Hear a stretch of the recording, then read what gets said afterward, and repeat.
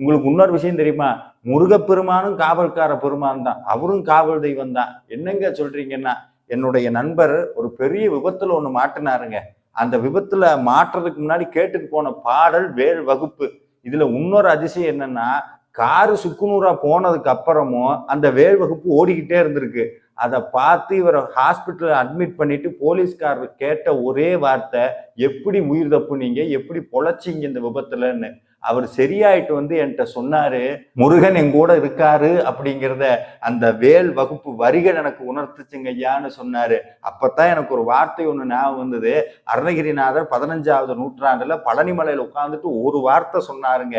தொழுது வழிபடும் அடியவர்க்கு காவல்கார பெருமானே, உன்னை யாரெல்லாம் முருகான்னு உன் காலில் விழுகிறாங்களோ அவங்க அத்தனை பேருக்கு நீதாயா காவல்கார பெருமானேன்னு சொன்னார். அது இன்னைக்கும் உண்மையாகிட்டு இருக்கு.